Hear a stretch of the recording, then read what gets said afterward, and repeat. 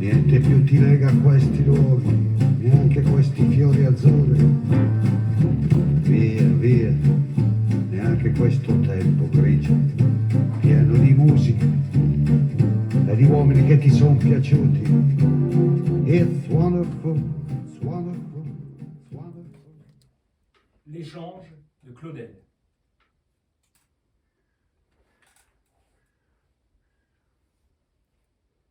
Le théâtre, vous ne savez pas ce que c'est?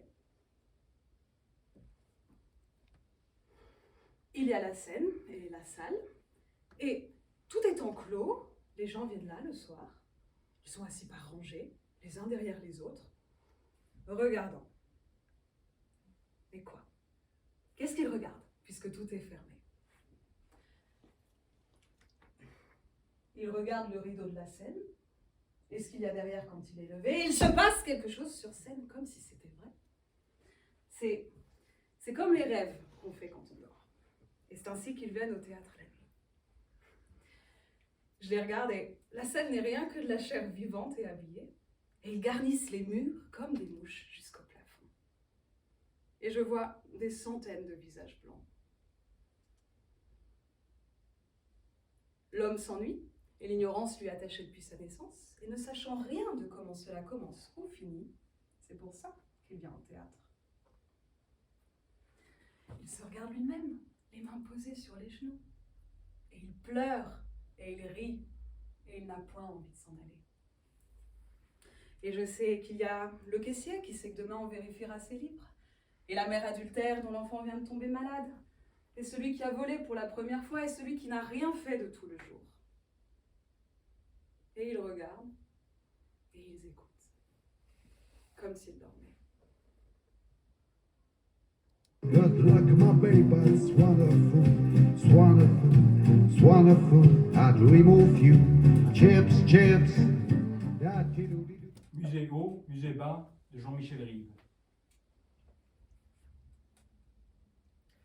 S'il vous plaît, les groupes 7 et 9, vous restez sur la droite. S'il vous plaît, de Matisse à Chagall, sur la droite. Le groupe 8, badge rouge, vous restez derrière. Merci. Islam Andalousie, on avance vers les ascenseurs. Islam Andalousie, je vous parle là. On y va.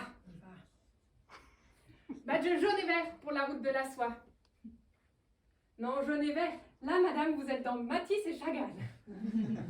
Attention, on laisse passer les personnes handicapées. On laisse passer les personnes. Là. Le groupe 8, on ne bouge pas. On ne bouge pas. Il ne va pas s'envoler, Frangelico. Salle 4 pour la route de la soie, badge jaune et vert, salle 4. Islam Andalousie, vous savez lire ou quoi? Pas plus de 10 par ascenseur. 10, 2 fois 5, voilà. Sinon ça bloque. Le groupe 8, vous commencez vraiment à m'emmerder. Je vous ai dit de pas bouger, c'est pas bouger. Bon, et les jaunes, là, on y va? Mais non, quand je dis les jaunes, ce ne sont pas les Japonais, ce sont les badges jaunes. Les Japonais, ils sont gentils, les Japonais. Ils ne photographient pas. Matisse et Chagall, est-ce que je vous ai dit quelque chose? Est-ce que je vous ai dit d'avancer? Non? Mais vos gueules! Mais vous vous prenez pour qui, là, avec vos shorts et vos tenues d'imbéciles? Vous savez où vous vous trouvez en ce moment? Hein? Vous êtes dans la maison des génies? Chez ceux qui vous ont permis d'imaginer que vous n'étiez pas des porcs, parce que vous avez des mains comme eux, des pieds comme eux, un nez comme eux, mais pas plus. Rien de plus, sachez-le bien. J'ai honte pour Giotto, pour Bellini, pour Braque, pour Fernand Léger, de vous traîner tous les matins devant eux. Eux dont vous ne saisissez ni l'orage, ni le parfum, ni le torrent, pauvres éponges molles que vous êtes.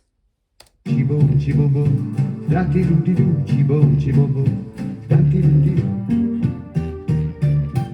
Via, via, vieni via con me.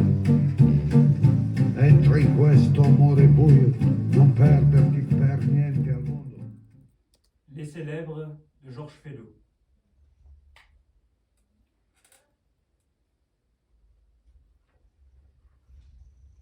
Les hommes sont bêtes. Bêtes. Bêtes. Ne m'en parlez pas, tenez, je souffre. Ah, parce qu'elle a bien dit l'homme est un roseau. Oui, oui, un roseau. C'est-à-dire une chose bête, bête et bête. Ah, c'est que Pascal était un homme crâne, lui, avec son air de bon apôtre. Je ne sais toujours pas pourquoi l'on dit l'agneau Pascal. Ne vous y fiez pas. Oui, oui, l'homme est bête, bête, bête.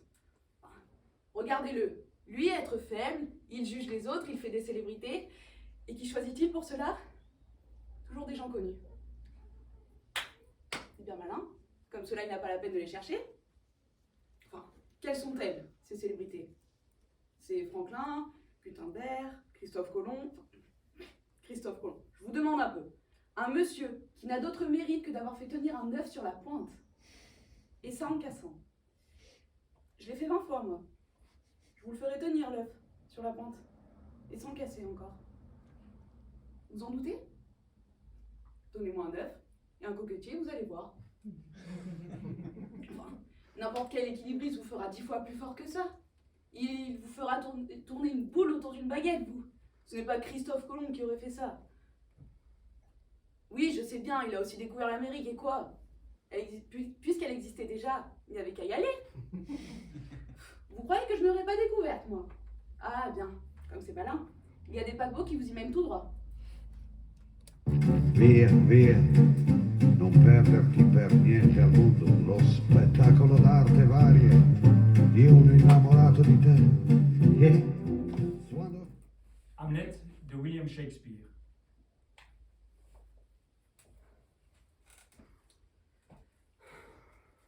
Dites cette tirade comme je l'ai prononcée devant vous, d'une voix naturelle. Mais si vous la braillez, comme font beaucoup de nos acteurs, j'aimerais autant faire mes vers par le crieur de la ville. Mais n'essayez pas trop l'air ainsi avec vos bras, mais usez de tout sobrement, car au milieu même du torrent, de la tempête, et je pourrais dire du tourbillon de la passion, vous devez avoir et conserver assez de modération pour pouvoir la calmer. Oh, cela me blesse, jusque dans l'âme, d'entendre un gaillard tonitruant, coiffé d'une perruque, mettre une passion en lambeaux, en haillons, et fendre les oreilles de la galerie, qui généralement n'apprécie qu'un pantomime incompréhensible et le bruit. Évitez cela, je vous prie. Mais ne soyez pas non plus trop apprivoisés, mais que votre propre discernement soit votre guide. Mettez l'action d'accord avec la parole d'accord avec l'action, en vous appliquant spécialement à ne jamais violer la nature. Car toute exagération s'écarte du but du théâtre, qui, dès l'origine, comme aujourd'hui, a eu et a pour objet d'être le miroir de la nature, à la famille, de montrer à la famille ses propres images, et autant même sa forme et ses traits dans la personnification du passé. Maintenant, si l'expression est exagérée, elle aura beau faire rire l'ignorant, elle blessera à coup sûr l'homme judicieux, dont la critique, vous devez en convenir, a plus de poids que celle d'une salle entière. Oh là là, oh j'en ai vu jouer des acteurs, hein. J'en ai entendu louer hautement, pour ne pas dire sacrilègement, qui n'avaient ni l'accent, ni la tournure d'un chrétien, d'un païen. Ils s'enflaient et hurlaient de telle façon que je les ai toujours crus engendrés par des journaliers de la nature qui, voulant faire des hommes, les avaient manqués et avaient produit une abominable contrefaçon de l'humanité. Corrigez cela tout à fait.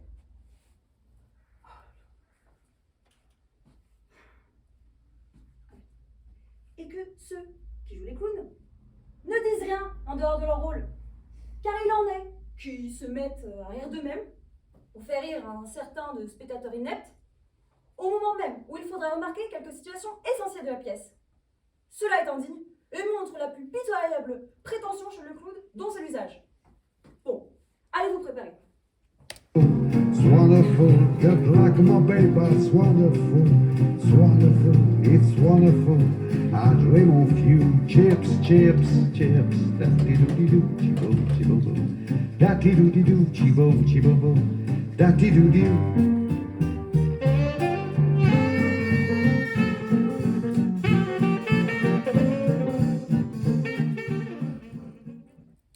La femme juive de Bertolt Brecht.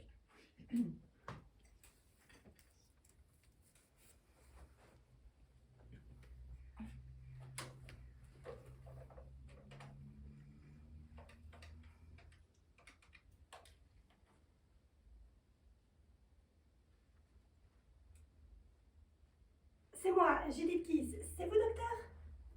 Bonjour. Je vous appelle pour vous dire de chercher un 4e au bridge. Je pars en voyage pour quelque temps. Non, pas pour très longtemps, mais tout de même pour quelques semaines. Je vais à Amsterdam. Oui, le printemps va être beau là-bas. J'ai des amis? Non, au pluriel, même si vous ne le croyez pas.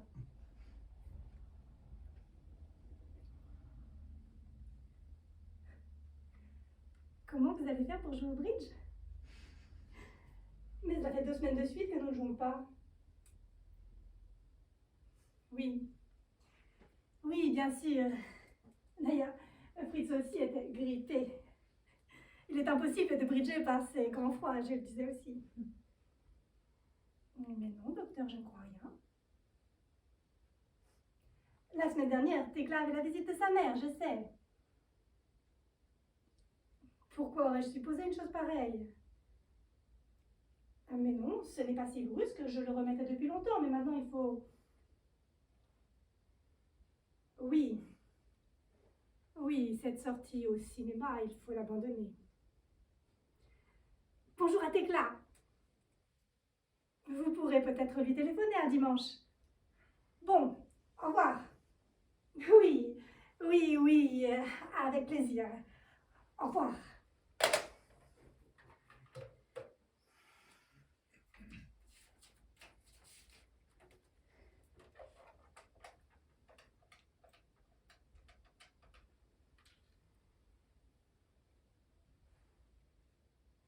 Ici Judith Kiss, je voudrais parler à Madame Choc.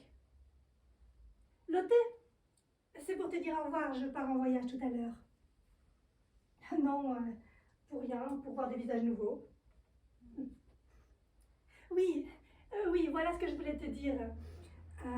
Fritz reçoit le professeur à dîner mardi prochain. Peut-être pourriez-vous venir? Je te l'ai dit, je pars tout à l'heure.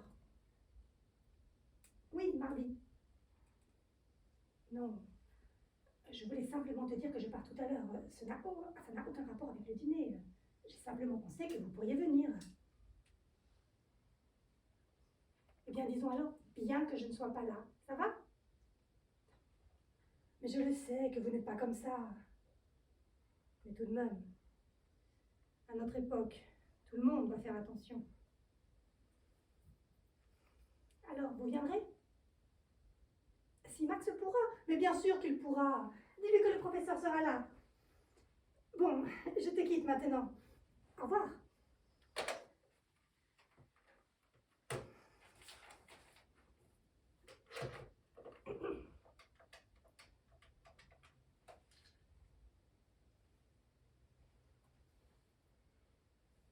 C'est toi, Gertrude, c'est Judith.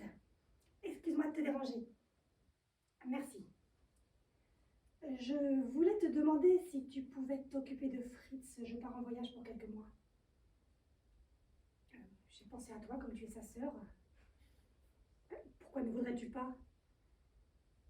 Mais personne ne fera les choses sous cet angle-là.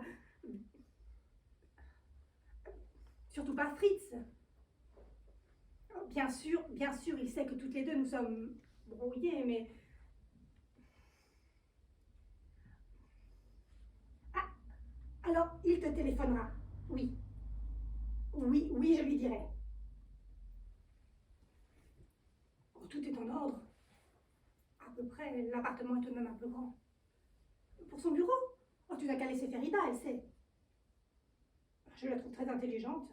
Et puis Fritz est habitué à elle. Il y a autre chose que je voulais te dire, mais je t'en prie, ne le prends pas mal. Il n'aime pas parler avant les repas. Voudras-tu bien t'en souvenir? Moi, j'en ai toujours tenu compte.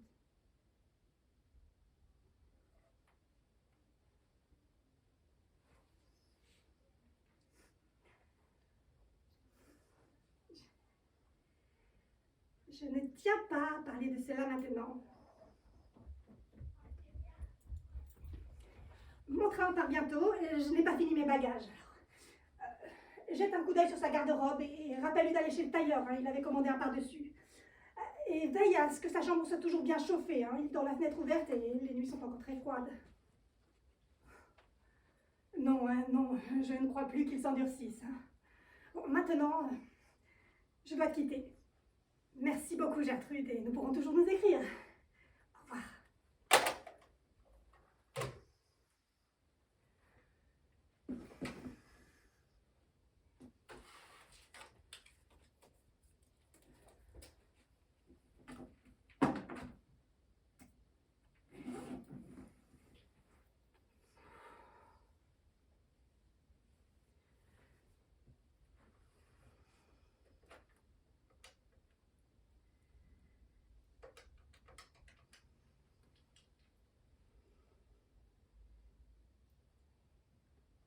Anna, c'est Judith. Tu sais, je pars aujourd'hui. Non, il le faut. Ça devient trop difficile. Trop difficile. Oui. Non, ce n'est pas Fritz qui veut, il ne sait rien encore. J'ai simplement fait mes bagages. Je ne crois pas. Je ne crois pas qu'il en dise grand-chose. Simplement, c'est devenu trop difficile pour lui, c'est évident.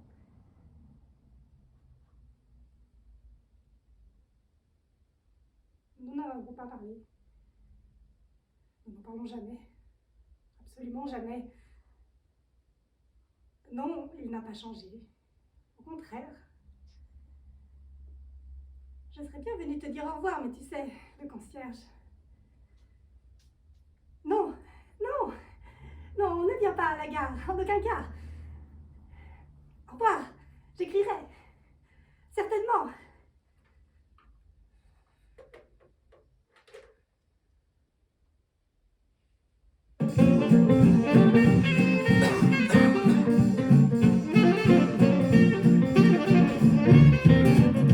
Via, via, vieni via con me.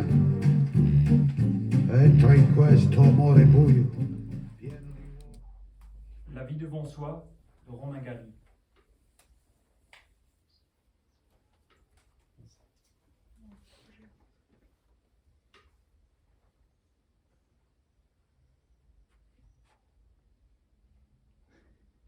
La première chose que je peux vous dire, c'est qu'on habite au 6e, à pied. Et que pour Madame Rosa, avec tous ces kilos qu'elle portait sur elle et seulement 2 jambes, c'était une vraie source de vie. Avec tous les soucis et les peines. Et Madame Rosa nous rappelait toujours qu'elle ne se plaignait pas pour autant. Car elle était également juive. Sa santé n'était pas bonne non plus. Et je peux vous dire dès le début que c'était une femme qui aurait mérité un ascenseur. Je devais avoir 3 ans quand j'ai vu Madame Rosa pour la première fois. Et de toute façon, avant, on n'a pas de mémoire. On vit dans l'ignorance. Moi, j'ai cessé d'ignorer à l'âge de 3-4 ans. Et ben, parfois, ça me manque.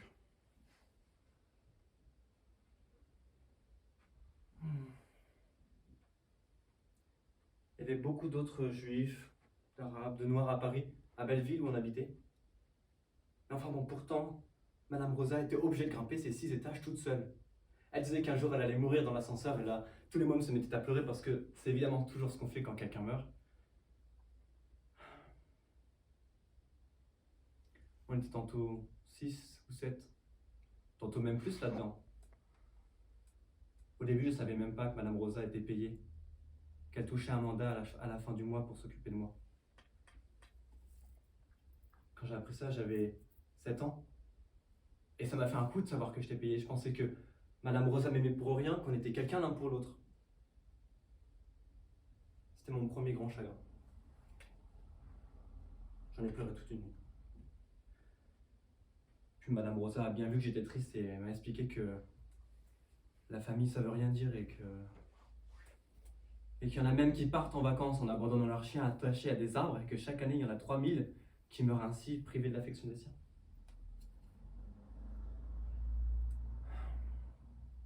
Puis elle m'a prise sur ses genoux.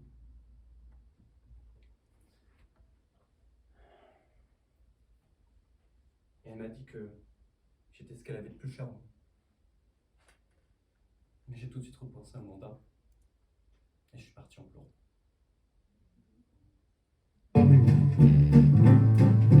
Via, via, e tre fatti un bagno caldo. C'è un accappatoio azzurro, fuori piove un mondo freddo. It's wonderful, it's wonderful. Good luck, my baby. Le mot de Victor Hugo. Le mot, braves gens. Prenez garde aux choses que vous dites. Tout peut sortir d'un mot qu'en passant vous perdite. Tout. La haine et le deuil. Et ne m'objectez pas que vos amis sont sûrs et que vous parlez bas. Écoutez bien ceci. Tête à tête, en pantoufles, porte close, chez vous, sans un témoin qui souffle. Vous dites à l'oreille au plus mystérieux de vos amis de cœur, ou, si vous l'aimez mieux, vous murmurez tout seul, croyant presque vous taire. Dans le fond d'une cave à 30 pieds sous terre, un mot désagréable à quelque individu. Ce mot, que vous croyez qu'on n'a pas entendu, que vous disiez si bas dans un lieu sourd et sombre, cours, appel lâché, pars, bandit, sors de l'ombre, tenez, il est dehors, il connaît son chemin, il marche, il a 2 pieds, un bateau à la main, de bons souliers ferrés, un passeport en règle. Au besoin, il prendrait des ailes comme l'aigle. Il vous échappe, il fuit, rien ne l'arrêtera. Il suit le quai, franchit la place, etc. Passe l'eau sans bateau dans la saison des crues et va tout à travers un dédale de rues, droit chez le citoyen dont vous avez parlé. Il sait le numéro, l'étage, il a la clé. Il monte l'escalier, ouvre la porte, passe, entre, arrive et railleur, regardant l'homme en face, dit « Me voilà, je sors de la bouche d'un tel. » Et c'est fait, vous avez un ennemi mortel. Mentre in questo amore buio non perderti per niente al mondo. Via, via, non perderti per niente al mondo. Le chat de Xavier Duringer.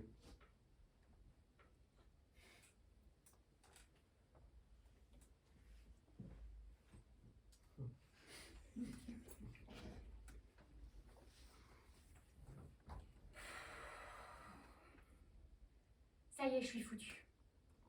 Je me suis acheté un animal de compagnie. Je me suis acheté un chat. S'acheter un chat, autant se mettre une balle dans la tête. L'autre jour, il a explosé un pigeon. Je rentre, il y avait du sang partout et des plumes. Il se l'est fini dans la salle de bain. Je vous raconte pas l'état de la salle de bain et du pigeon. Il a laissé cette saloperie sur mon tapis rose. Je suis sûre que c'est plein de maladies. Typhus, la peste, ou je sais pas, mais c'est plein de saloperies. Dégoûtée. Je suis dégoûtée. Alors je l'ai pris par le cou, je l'ai secoué un peu au-dessus du pigeon, mais j'ai eu un haut le cœur. J'ai failli vomir. J'ai appelé le concierge. Je lui ai dit, Monsieur Dacosta, je suis pas une chochotte, mais là, je ne peux pas. Bah, il t'a ramassé ça ni une ni deux. Ça l'a pas gêné.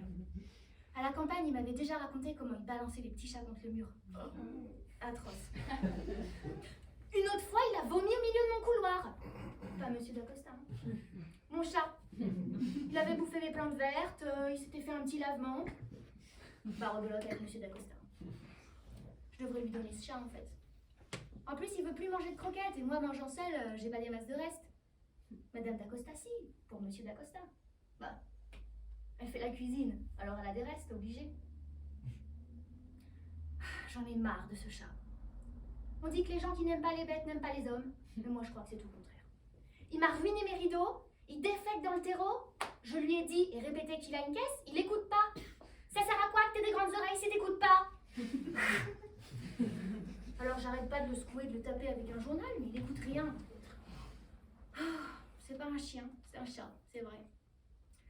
Et dire que j'ai failli hésiter avec un petit chien chinois nain, albinos et prognate. Oh, une vraie merveille. Tout blanc avec des petits yeux rouges.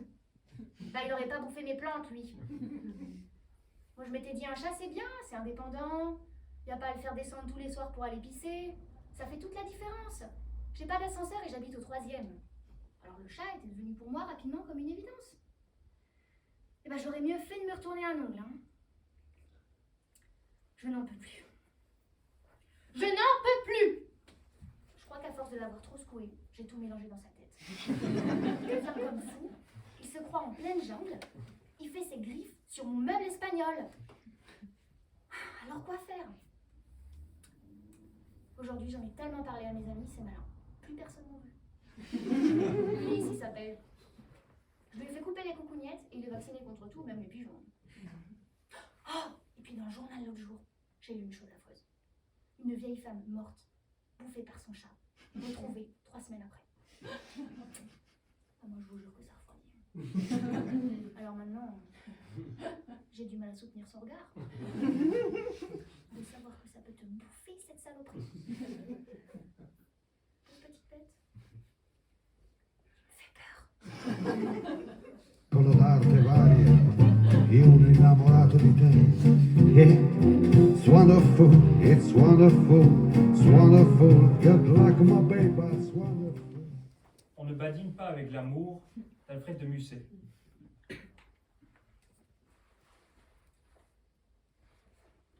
Tous les hommes sont menteurs, inconstants, faux, bavards, orgueilleux et lâches, méprisables et sensuels. Toutes les femmes sont perfides, artificieuses, vaniteuses, curieuses et dépravées. Le monde n'est qu'un égout sans fond où les phoques les plus informes rampent et se tordent sur des montagnes de fange.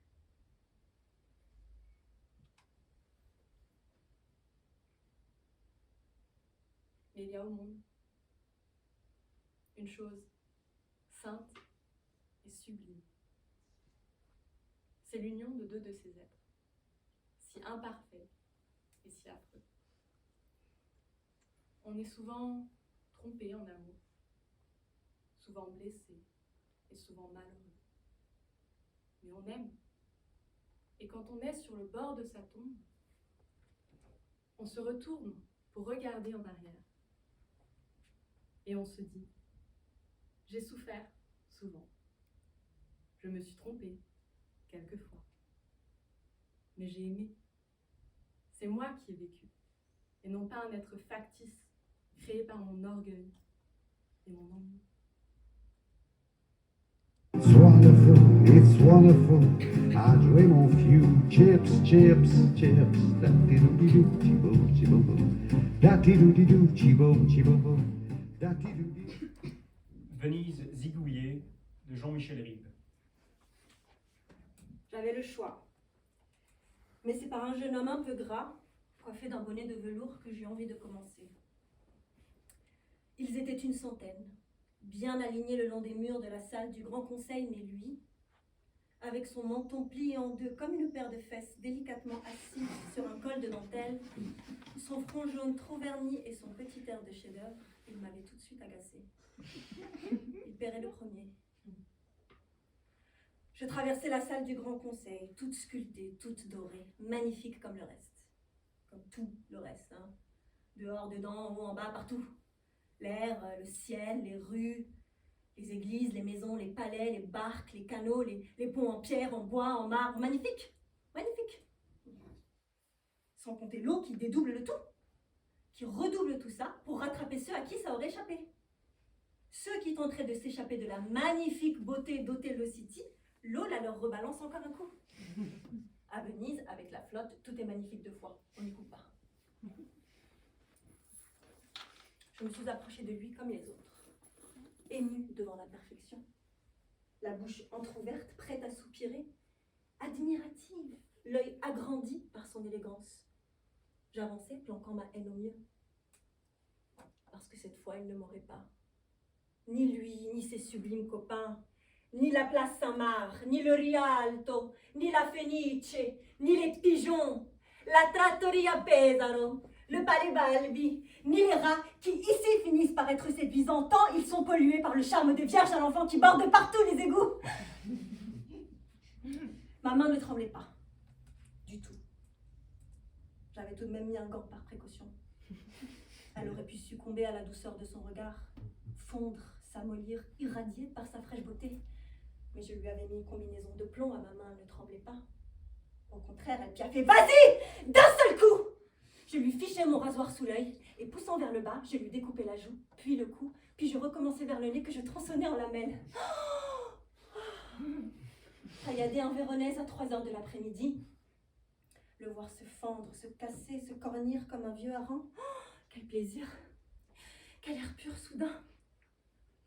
Et puis continuer avec 2 tournevis sur les Tiapolo et les Titiens, arracher la trogne douceâtre de Saint-Jean et celle édentée de Luc l'évangéliste, déglinguer un triptyque, couper en 2 les fesses énormes des grâces qui se pavanent devant Mercure et s'apercevoir à 7 heures du soir qu'il ne vous reste plus qu'à taillader une énorme fresque du Tintoret pour que l'endroit soit désormais totalement inoffensif, sans risque.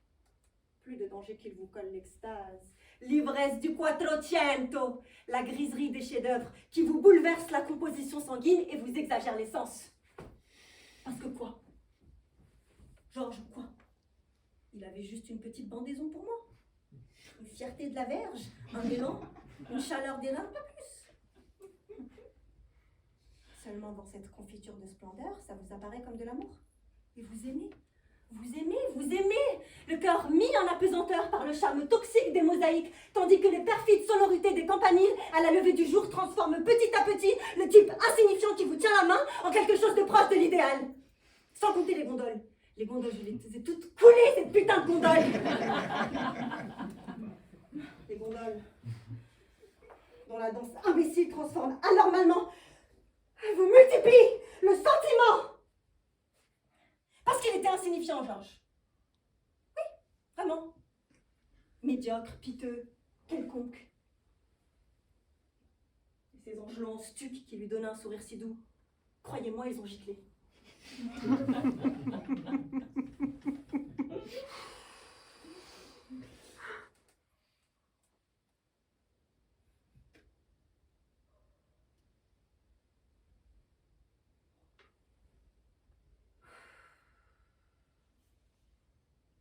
Le palais des Doges s'est effondré vers 23 heures, entraînant la tour de l'horloge qui, dans sa chute, a réduit en poussière la basilique Saint-Marc. De la chance. Tout de suite après, j'ai attaqué à la masse une dizaine de parvis byzantins. À minuit, l'arche brisée par la dégringolade de 6 apôtres en bronze, le pont des soupirs se noyait, relâchant par une grille des souvenirs malodorants. À l'aube, le feu cramait la rive gauche du Grand Canal, l'église de la Salutée péta d'un coup. BOUM! Trop de somptuosité accumulée dégage probablement un gaz.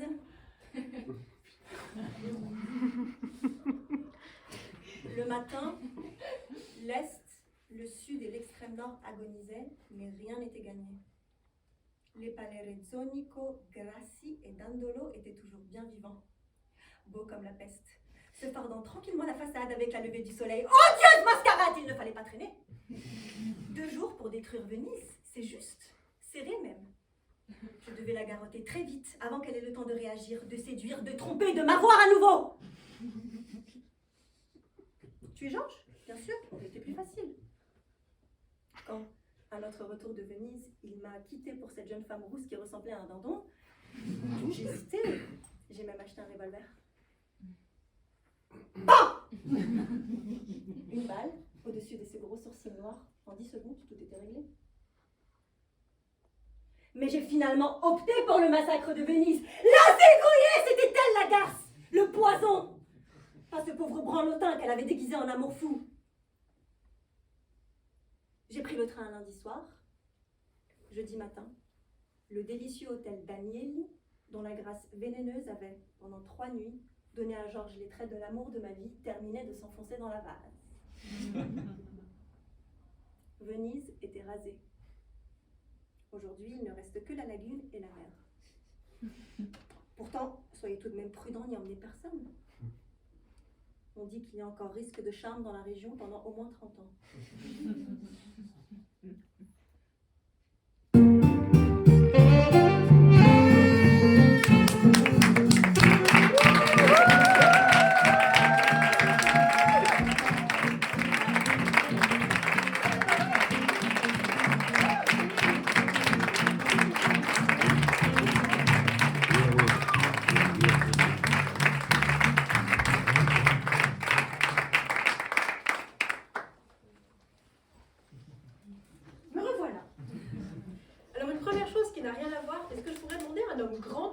fenêtre qui est juste derrière et qui est en imposte.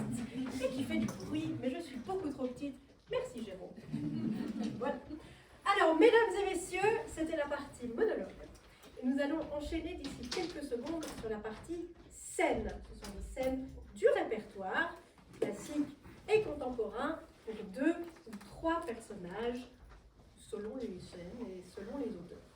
Voilà, je vous souhaite une bonne continuation. Et à tout de suite.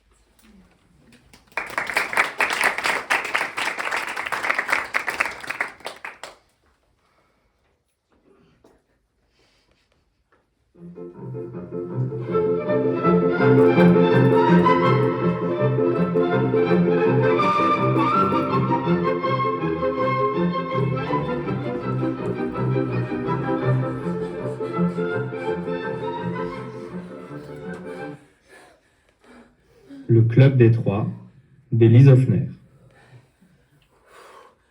Non mais c'est qui ce mec? Aucune idée. Bon, il nous a sauvé la vie quand même. Mais j'en ai rien à foutre, enfin. Comme tu y vas. Qu'est-ce qu'il voulait?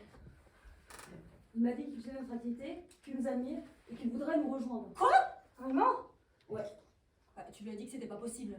Bah oui, évidemment. Il a compris. Je sais pas. Il m'a laissé son nom et son adresse et il m'a dit qu'on devait dormir dessus avant de dire non définitivement. Dormir dessus, n'importe quoi. Et d'abord, moi je dors sur ce que je veux. Oui, enfin c'est une image. Hein. Ouais, bah elle me fait chier son image. Bon, il s'appelle comment? D'Artagnan. D'Artagnan? C'est ce qu'il a écrit. C'est ridicule. Grave. Ça va pas du tout avec nous en plus. Grave. Athos, Porthos, Aramis et D'Artagnan. C'est ridicule. C'est vrai que c'est pas génial. Pas génial! Mais c'est merdique, oui! On ne prendra plus du tout au sérieux. Puis de toute façon, on est 3. C'est écrit sur la couverture du livre. Bon, ça On encore. pourrait pas être 4. Ça encore. Non mais t'as craqué, hein. Non mais tu voudrais quoi? Qu'on arrive pour sauver les gens en disant mais les craques, les 3 mousquetaires, qui en fait sont 4, ils sont là pour vous sauver. Non mais tout le monde est mort avant la fin de la phrase. T'es vraiment pas souple à tout ça. Toi tu es beaucoup trop Aramis. Non mais ça fera un rebondissement, un personnage de plus. On serait un chef pas, ça serait joli. Oh là là, mais on n'est pas mousquetaire pour faire joli. On pourrait donner une chance. Comme une période d'essai. Elle nous a sauvé les fesses quand même, hein. Aramis a raison. On se serait fait tuer sans lui aujourd'hui. Oh là là, mais vous êtes vraiment des mous. Mais moi je le sens pas, ce type. Mon instinct le sent pas. Et nous, c'est ta copine, là, Milady, machin, là. On la sent pas, hein, on la sent jamais, hein. Ton instinct. N'importe quoi. Alors, on lui dit oui. On pourrait essayer, en tout cas. Hein? Allez, on essaye. Mais ça marchera jamais, je vous dis. Non mais, et puis sur la couverture du livre, c'est écrit qu'on est 3. Ah!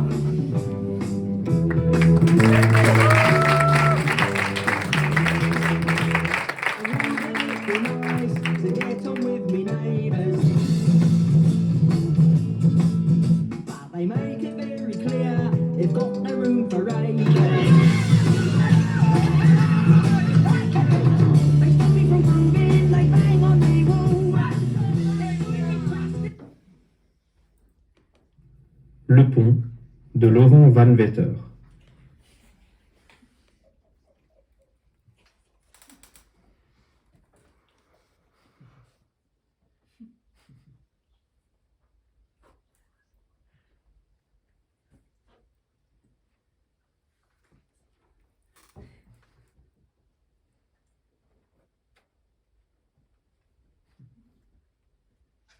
Une cigarette? C'est la dernière? Non? Ah mais je ne veux pas vous déranger, en fait comme si je n'étais pas là, je ne dirai plus rien et je regarde ailleurs. Mais vous savez nager. Et dans ce cas, vous avez une chance de vous en sortir. Et c'est un petit côté ridicule, hein, je vous préviens. Ou alors, vous pourriez vous attacher les mains et les pieds avec une cravate. Et là, il faut être fort pour s'en tirer. Bon, si vous avez envie de partir libre, ça rompt un peu le charme. Il y a les calmants aussi, quelques Valium ou des Temesta, j'en ai si vous voulez. Mais là, le danger, c'est de s'endormir sur le pont et de se faire repérer par un de ces cymbernacles insomniaques qui sillonnent les rues. Parce qu'il y en a un paquet, hein, croyez-moi. C'est bien simple, la nuit, vous avez autant de chances de tomber sur un de ces types que sur un agresseur. Et ça, dans les journaux, ils n'en parlent jamais. Vous pouvez pas la fermer? Proposez-moi une aspirine tant que vous y êtes. Mais ne vous fâchez pas. Je comprends. Qu'est-ce que vous comprenez? Vous travaillez pour SOS Amitié ou quoi? Non, ça c'est pas mon genre. Et puis, qui vous a dit que j'avais envie de sauter? Vous sentez déjà le cadavre. Oh, foutez-moi la paix. Je veux seulement vous aider à sauter. Mais vous êtes malade? Vous avez besoin d'un petit coup de pouce? La première fois, c'est pas facile. Qu'est-ce que vous en savez? Je l'ai déjà fait. Malheureusement, je pratique régulièrement la natation et je m'en suis sortie avec une grippe. Ah tiens. Je vous assure. Et j'ai encore le certificat médical. N'importe qui peut attraper une grippe. Non, mais j'avoue rien. Si je n'ai pas eu une pneumonie. Et puis, pourquoi un type comme vous voudrait sauter, hein? Bon, ce ne sont pas les raisons qui manquent. Vous avez tout perdu au casino, c'est ça? Ou à la bourse? Non, mes affaires n'ont jamais été aussi bien. Votre BM est en panne? Votre petit chien a diarrhée? Mais qu'est-ce que vous croyez? Il faut être moche et pauvre pour avoir envie de mourir? Merci. Mais je ne disais pas ça pour vous. Bien sûr que non. Vous parlez de la voisine qui a mis sa tête dans le four. De quelle voisine? C'est un exemple, quel con. Je suis peut-être con, comme vous dites, mais moi je ne mets pas 2 heures avant de me décider. C'est ça, allez sauter dans votre ventre. Mais pourquoi est-ce que vous ne me croyez pas? C'est énervant à la fin, surtout de la part d'une néophyte. Mais je suis pas un néophyte. Moi aussi j'ai déjà essayé. Ah oui? Oui. De sauter d'un pont? Non. Ah! Du 2e étage de ma maison. Et là ça ne sert à rien de savoir nager. Vous en êtes bien tiré. Il y a des trottoirs en caoutchouc en bas de chez vous? Il y avait un tas de sable juste en bas, pile sous ma fenêtre. J'ai sauté dedans et j'ai rien eu. Rien. Juste du sable partout et une baffe de ma mère parce que j'étais sortie sans sa permission. C'était pas vraiment un suicide. Vous aviez vu le tas de sable. J'avais 8 ans. À cet âge-là, même si on crève d'envie de crever, on peut se laisser une petite chance. C'est humain. Et vous n'auriez pas pu choisir un pont d'autoroute, non, ou de chemin de fer. Ah non, quelle horreur. Au moins, vous auriez réussi votre coup et vous ne seriez pas là à m'emmerder. C'est d'être agressif. Facile à dire quand on risque une grippe. C'est même pas un problème, j'ai pris mes précautions. Je suis sous antibiotiques depuis 2 jours. Vous en voulez? Ah non, je ne sais pas nager. Mais ça ne veut rien dire. Quelqu'un pourrait vous voir depuis la berge et vous repêcher. Ah, ne me regardez pas comme ça, je ne ferai rire, je vous le promets. Ça n'empêchera pas quelqu'un d'autre d'intervenir. Une fois, j'ai raté mon suicide comme ça.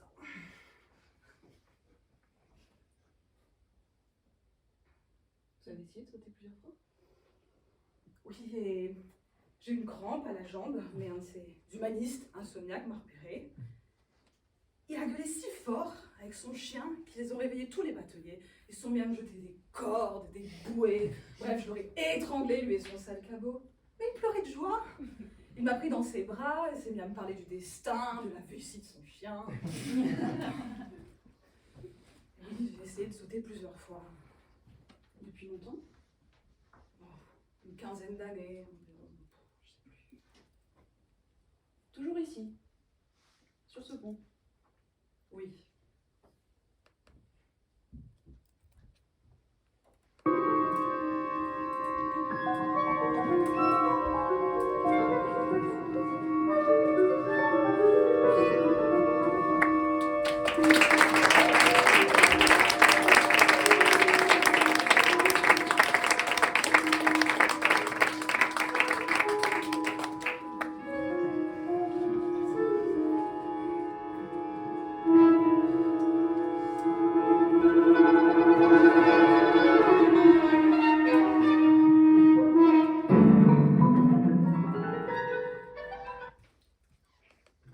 Toulouse de Jean-Michel Ribes.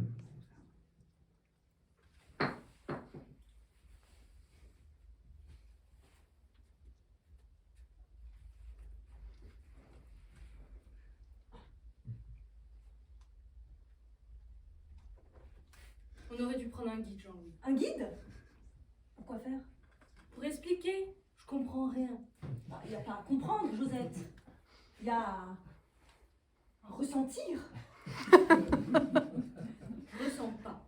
Ça fait 1 heure que je ressens pas. C'est long. Parce que tu crois qu'un guide, ça ressent? Ça raconte, ça apprend, moi.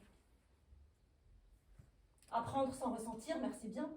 Pour 20 € en plus? Excuse-moi, mais c'est de l'arnaque.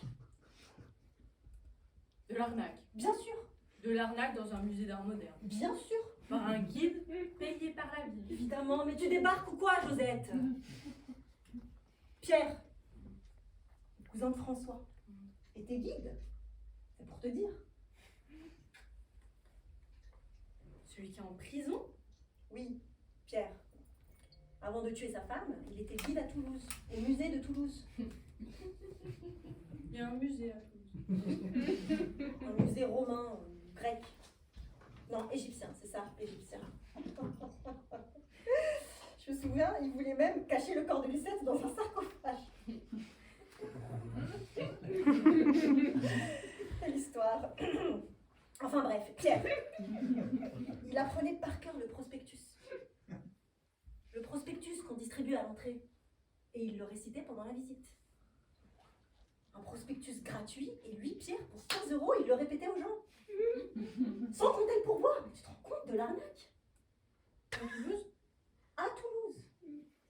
Putain. Et crois-moi, les gens qui ressentaient pas, ils ressentaient pas plus quand Pierre avait terminé. Ça m'étonnerait. Un guide qui va tuer sa femme quand il explique les Égyptiens, il y a quand même une vibration.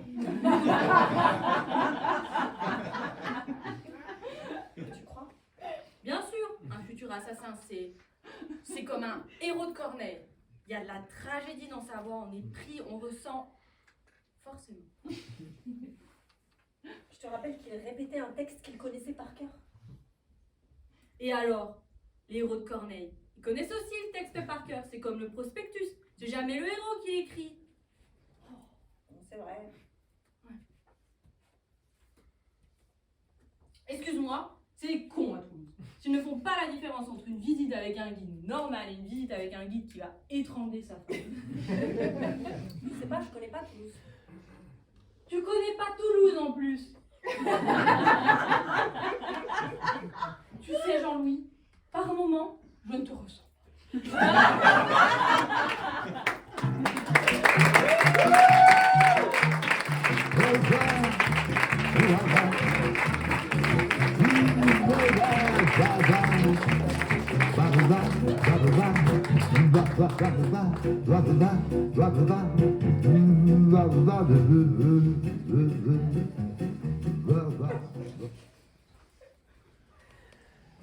Pince-mi et pince-moi de Merlin Verrat.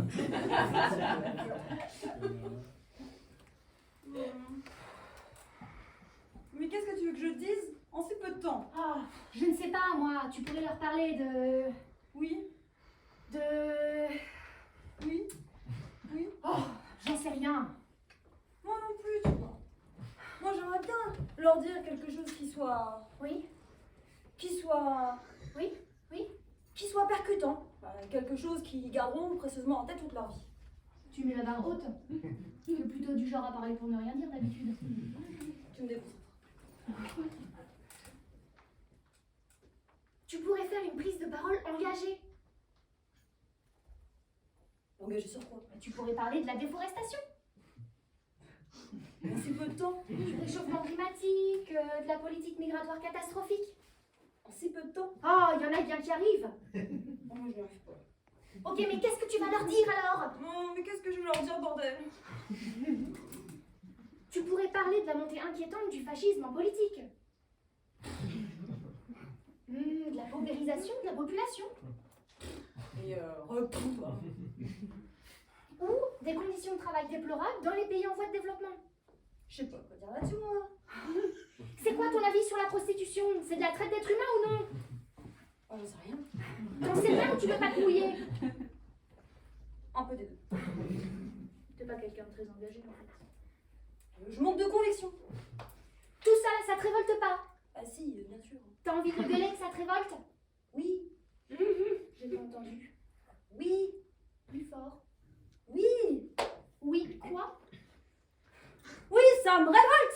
maintenant, tu vas aller leur dire, dans le blanc des yeux, tu vas aller leur dire que ça te révolte. En si peu de temps, j'y arriverai pas. Bon, je sèche alors. Moi aussi.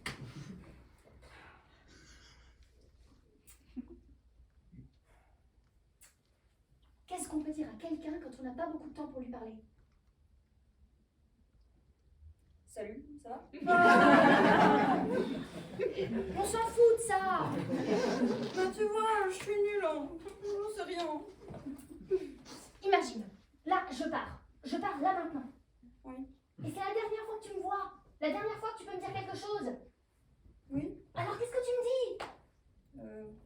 Regarde, j'ai de tourner, je pars. Dis la première chose qui te vient. Je te dirais... Oui? Je te dirais... Oui? Oui? Ne perds pas de temps, voilà, c'est ça que je te dirais.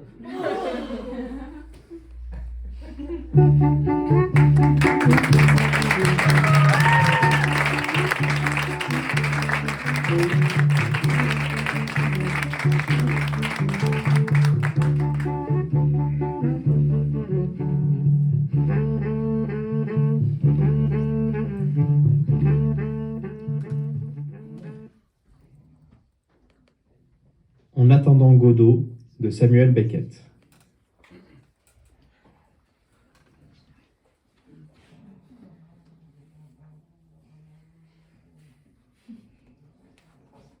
Gogo. Qu'est-ce qu'il y a? Tu as lu la Bible? La Bible? J'ai dû y jeter un coup d'œil. À l'école, sans Dieu? Je sais pas si elle était avec ou soit. Confondre avec la roquette. C'est possible. Je me rappelle les cartes de la Terre Sainte en couleur. Oh, très jolies. La mer morte était bleu pâle. J'avais soif rien qu'en la regardant, je me disais, c'est là-bas que nous irons passer notre lune de miel. Nous nagerions, nous serons heureux. Tu aurais dû être poète. Et je l'ai été. Ça se voit pas. Qu'est-ce que je disais? Comment va ton pied? Il offre. J'y suis, cette histoire de Laran. Tu t'en souviens? Non.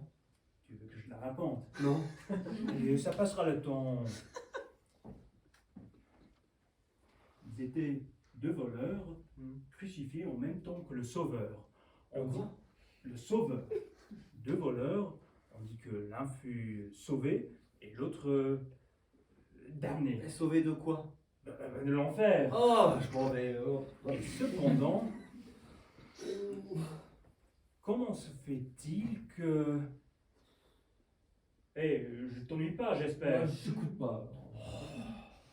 Mais comment se fait-il que des 4 évangélistes, un seul présente les faits de cette façon-là? Ils étaient là quand même tous les 4, enfin pas loin, et un seul part d'un larron de sauvé. Voyons, Gogo, il faut me renvoyer la balle de temps en temps. J'écoute.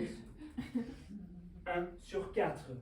Les 3 autres, 2 n'en parlent pas du tout. Et le 3e dit qu'ils l'ont engueulé tous les 2. Qui? Comment? Ouais, je comprends pas. Engueuler qui? Le Sauveur. Et mais pourquoi? Parce qu'il n'a pas voulu les sauver. Et de l'enfer? Mais non, voyons, de la mort. Et alors? Alors, ils ont dû être damnés tous les 2. Et après? Après, l'autre, il dit qu'il y en a eu un de sauvé. Eh ben, ils ne sont pas d'accord, un point c'est tout. Mais mon Dieu, ils étaient là tous les 4.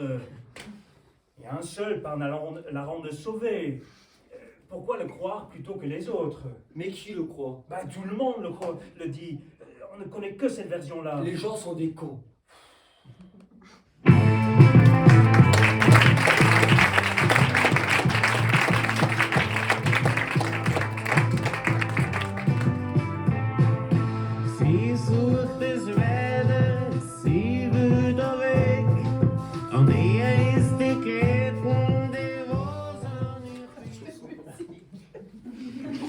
Point à la ligne d'Élise Hoffner.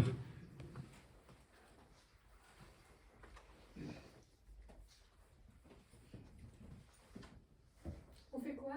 On attend. On attend quoi? Qu'il se passe quelque chose. Et en attendant qu'il se passe quelque chose, on fait quoi? On observe. Observe quoi?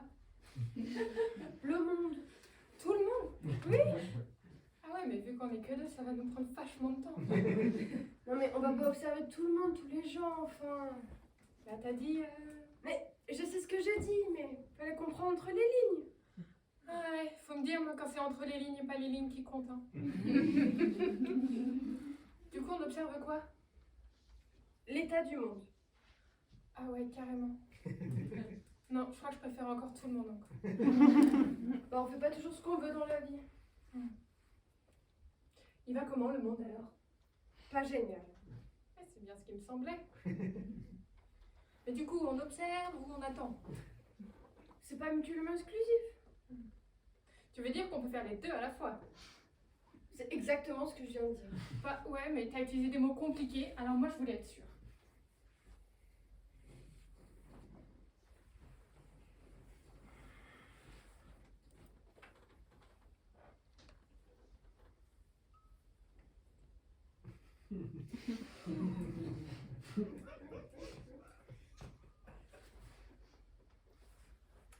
Non, toi et moi là, à attendre, ça me fait penser à une pièce que j'ai étudiée à l'école, mais j'arrive pas à me souvenir du titre.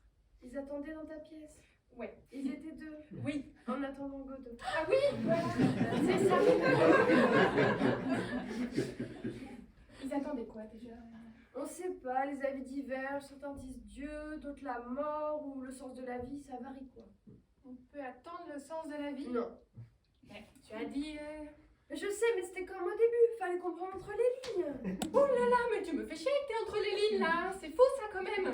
On pourrait pas une fois, juste une fois, se dire les choses clairement, simplement. Voilà, ne pas cacher la moitié du machin entre les lignes. Tu crois pas que le monde entier irait mieux? C'est les choses importantes qu'on avait à se dire, elles étaient pas entre les lignes. Ça va? Bah non. Bah je vois. Bah non, mais le sens de la vie, c'est pas entre les lignes qu'on va le chercher, putain. Hein. Il devrait être écrit partout, clairement accessible. Vivre et laisser vivre, aimer, danser, chanter, écouter, regarder bien, rire, sentir, sourire, vivre dignement, mourir dignement aussi, se foutre un peu la paix et surtout, se faire une vie correcte sans emmerder le voisin. Voilà, c'est sur la ligne, c'est lisible, clair et visible, et point à la ligne.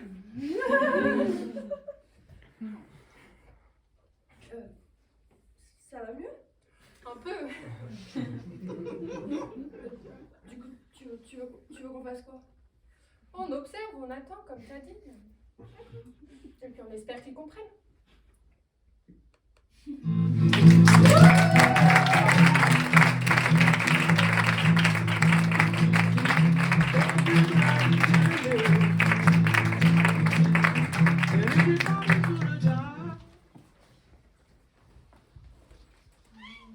Je suis de retour. Ça va toujours? Oui! Alors, on passe à la troisième petite partie. Donc, comme je vous l'ai expliqué, au début du printemps, avec les mercredistes, comme on les appelle, on a passé quelques semaines à faire une initiation à l'écriture de fiction. Et on est ressorti 6 petits textes que vous allez découvrir en lecture ce soir. C'est des petites scénettes qui ont été créées.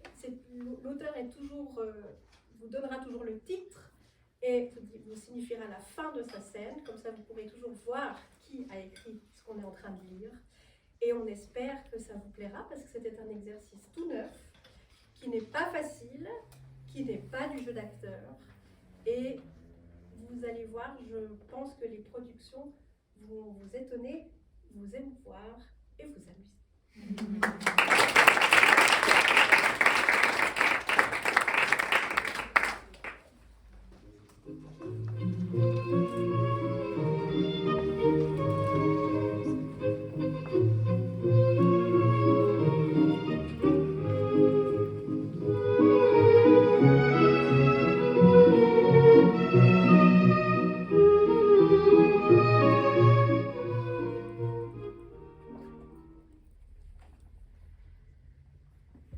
Quand vous voulez.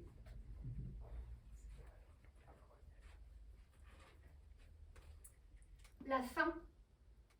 Un frigo quasi vide, il reste seulement un œuf dans un étage de la porte du frigo, un fromage de chèvre entamé et une carotte. Il est 18h30.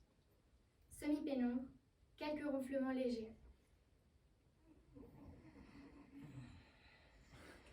Eh les gars.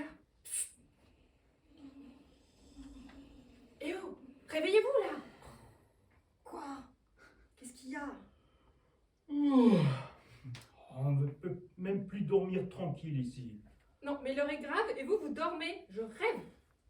Je vous rappelle qu'elle part demain matin en vacances. On ne sait toujours pas ce qu'on va devenir. Oh, mais on te l'a déjà dit 100 fois cette discussion, Elle va pas nous laisser moisir 3 semaines ici. C'est pas dans ses habitudes. Elle vide toujours son frigo avant de partir en vacances. Tu vois pourquoi ce serait différent avec nous? Ouais, c'est vrai quoi. On en a déjà parlé. Mais Carotte, d'abord, comment tu sais qu'elle vide son frigo avant chaque départ en vacances, vu que tu es arrivée ici il y a juste 5 jours? Bon, je vois qu'il faut vraiment tout reprendre depuis le début avec vous deux. Pourquoi a-t-il fallu que je finisse avec vous, franchement? Concombre et tomate étaient quand même plus futés. Ah bah merci, ça fait toujours plaisir. Moi je suis inquiet, c'est tout. Je suis encore consommable jusqu'à dimanche prochain. Et si elle nous laisse ici, c'est foutu pour moi. Et à son retour, ce sera la poubelle directe. T'imagines ça? Pareil pour moi. Déjà qu'elle m'a acheté à un stade d'affinage avancé, alors dans 3 semaines... Un stade d'affinage avancé. Quel bel euphémisme. Tu veux dire fromage que tu étais déjà tout puant et poisseux dans ton emballage, ouais? Oh, pas la peine de se moquer, hein. C'est la spécificité des fromages de mon espèce d'abord. Tu es juste jalouse parce que tu es la seule de nous 3 à devenir d'un bête supermarché, alors que moi et œuf, elle nous a pris sur un petit marché de producteurs bio et locaux. Ah, ça y est, on y revient. Les dieux biodynamiques contre la carotte malfaisante qui a poussé aux intrants. Bon, dites-la, c'est pas pour vous déranger, mais l'heure tourne, on n'a pas résolu notre problème. Décidément, t'es dur de la coquille. Il n'y a pas de problème, œuf. Cette fille ne gaspille rien du tout, jamais. Pour preuve, la marque de café qu'elle conserve au frais pour ses gommages, les épluchures de légumes qu'elle transforme en chips. Ouais, ok, mais ça ne nous donne aucune garantie que ce soir elle va vraiment nous manger. Puis imagine qu'elle soit prise d'une flemme immense et qu'elle commande une pizza. Ça t'en bouche une, hein? Oh, si c'est une pizza 4 fromages, je hurle et je déchire mon emballage pour encaisser tout le frigo. Ah non, mais t'es pas sérieux, j'espère, hein. On a bien cohabité jusque-là. Tu vas pas commencer à tout ruiner alors que c'est bientôt la fin. Bon les gars, ça suffit. Tout le monde se calme. On inspire un grand coup. Voilà, inspire. Et on expire. Voilà. Tout va bien se passer. Je parie qu'elle va se faire une petite salade de carottes râpées et un œuf au plat accompagné de tartines de fromage. Vous voyez, c'est pas bien compliqué. Même si elle a la flemme de cuisiner, ça ne lui prendra pas des heures. Ouais, bon, c'est vrai. J'espère que t'as raison, Carotte. Hé, chut! Je crois qu'elle est rentrée dans la cuisine. Tu vas voir, œuf, ça va bien être notre tour. C'est un plaisir de vous connaître. Bonne fin à tous. Merci. Bon courage à vous aussi. La porte du frigo s'ouvre brusquement. Une main se saisit de carottes et de fromage. La porte se referme. Les gars.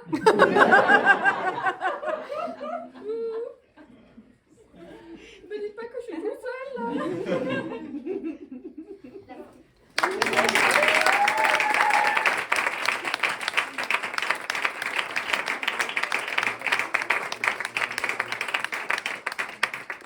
Merci beaucoup Claire, on passe au texte de Louise. À toi, seule avec son alter ego, allongée sur son transat, elle regarde le ciel, les yeux dans ses pensées. Elle se parle à elle-même. C'était bien ta journée? Ouais. Rien de spécial. J'ai fait un peu de couture. Ah cool. T'as fini ton pantalon? Ouais. Non. J'ai changé d'idée. Ah bah c'est étonnant ça. Comment ça? Enfin bref, c'est pas le sujet. C'est pas sur quoi je suis tombée en cherchant dans mes tissus? J'ai ma petite idée. Ouais, c'est bon. Hein. J'ai trouvé la robe qu'il m'avait offerte quand on était ensemble et que j'ai jamais mise parce que c'est la mort quand on transpire. Je m'en souviens, ouais. Et du coup, pourquoi tu m'en parles? Oh, comme ça, rien de spécial. T'es sûre? enfin, je sais pas. Je crois qu'il y a encore des trucs pas trop réglés. Des trucs pas trop réglés? C'est un peu une autre manière de dire que t'en peux plus, quoi. Oh, j'irai pas non plus jusque-là. Bah, fais pas genre, arrête. Oui, bah ok, c'est un peu ça. Enfin, moi je dis ça, je dis rien, tu le prends comme tu veux, mais je pense que t'as pas vraiment réussi à passer à autre chose. Ce que tu veux dire, c'est que ça fait 2 ans que t'attends un peu un truc qui va pas arriver, quoi. Je pense sincèrement que tu crois que t'es passé à autre chose, mais il y a un truc qui te retient. Ouais, peut-être. Alors, je m'explique. Pour moi, t'as un peu envie qu'il réalise ce qu'il t'a fait, qu'il était un problème. Enfin, tout ce que t'as compris ces 2 dernières années en te déconstruisant. C'est-à-dire que tu pouvais rien, que tu pouvais pas le changer. Qu'il avait été sincèrement, vraiment toxique. Que les erreurs que t'as pu faire, bah c'est pas grave, tu gérais les choses comme tu pouvais. Ouais, c'est ça. Après qu'on se le dise, ça sert à quoi? Pourquoi t'as besoin de cette validation? Tu sais déjà. Ça donne un peu l'impression que tu veux rester dans son esprit, la femme idéale qu'il n'aura plus jamais. Et si c'est ça, bah ça, c'est un peu toxique. Ouais, mais là, ça retourne le problème contre moi, hein. Mais dans cette histoire, c'est pas moi le problème. Enfin, on dirait que tu penses que je dois faire la paix avec moi-même, que c'est à moi de trouver les réponses que je veux de lui, mais c'est pas ça. C'est pas ça qui me donnera ce dont j'ai besoin. En vrai, moi, je pense qu'il faut que ça vienne de lui. Ouais, enfin, tu le dis toi-même, on change pas les gens. Et franchement, lui-même t'a prouvé plein de fois qu'il était pas capable de dire les mots que tu voulais. Arrête d'écouter, là, la dernière fois qu'il est venu te parler, c'était pour te souhaiter un joyeux anniversaire. Tout pourri d'ailleurs. 6 mois après un message de ta part demandant justement cette discussion et auquel il n'a pas répondu. Je sais que tu l'as vu cette discussion, mais il a été clair. Il a dit « Oh non, en vrai, je suis pas là pour ça. J'ai pas envie de prendre la tête, de replonger dans le passé. Si c'est pas une preuve qu'il a pas changé. Je sais pas ce que c'est. Et toi, 2 secondes d'attention et tu retournes direct dans le panneau. Encore une fois, c'est pas de ta faute, mais il va falloir que tu te protèges un peu plus. Parce que lui parler toute la nuit et ensuite attendre son message le matin, qui est jamais arrivé d'ailleurs, bah on n'était pas sur un move fantastique de ta part. Oui, certes, mais t'as l'air d'oublier que après je l'ai bloqué, parce que j'ai réalisé toute seule que ça recommençait. Je te l'accorde, c'était courageux ça. Merci. Mais maintenant quoi? Je sais pas. C'est quand même fou. Je me suis jamais sentie aussi bien, mais parfois comme ça, là, j'y pense et peut-être que t'as raison. C'est peut-être un truc que je dois régler. C'est ce besoin qu'ils me disent j'ai tout foiré, j'aurais jamais dû rester, j'ai été extrêmement toxique, j'ai pas envie que tu me pardonnes, mais je m'excuse pour tout ce que j'ai pu te faire. Et je sais pas vraiment pourquoi, mais ça vient peut-être du fait que j'ai du mal à croire que si 2 personnes dans cette relation, il n'y a que moi qui le pense, bah ça suffit pour le rendre réel. Oui, c'est ça. Et en vrai, je dis pas que tout doit être réglé en 2 secondes. Si ça prend 10 ans ou toute la vie, c'est pas grave. Mais moi, je veux juste que tu crois réellement que c'était pas toi, que la tromperie, ça justifiera jamais une gifle et qu'on ne menace pas de se suicider si une personne nous quitte. Que tout ça, tout ce qui s'est passé, c'était pas juste, c'était pas normal et c'était pas justifiable, peu importe les raisons qui expliquent son comportement. Ouais. Sois fière de toi, de tout ce que t'as accompli, d'être sortie de cette impasse, de lui avoir aussi finalement donné une chance d'aller mieux. En te choisissant toi, avant lui, faut que tu prennes ce temps pour toi, que tu penses à toi, à tout ce que t'aimes chez toi, à tout ce que tu aimes faire, et ensuite, peut-être que tu pourras partager cet amour. C'est quoi? Je crois que je vais le faire, ce tour du monde. Seule. Pendant 1 an. Ouais, je pense que c'est un bon départ.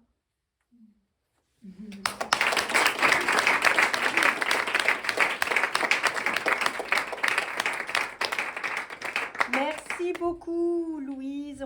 Nous passons au texte d'Arsim.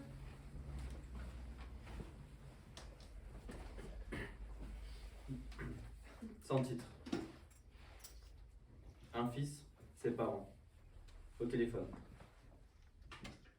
Franchement, tout roule, je suis super content, le projet a de la gueule, tout le monde est motivé. Et vous alors? Allô? Oui, comme on te disait, rien de spécial. Ta sœur est passée au week-end en rentrant de chez ton cousin. On s'est à peine parlé, tu sais comme elle est. En fait, je sais que vous êtes au courant, mais... Je suis au courant de quoi? Moi, ta mère, elle m'a rien dit, elle me dit jamais rien de toute façon. Avec Bérangère, on s'est appelé. Elle m'a dit que elle t'a parlé par rapport à Nico. Ah bah oui, je sais, mais c'est pas ma fille de me dire, hein. Ta mère, elle me l'a caché. C'était à elle de me dire pour ton cousin, puis c'est son côté de la famille. Oh, mais tu m'embêtes.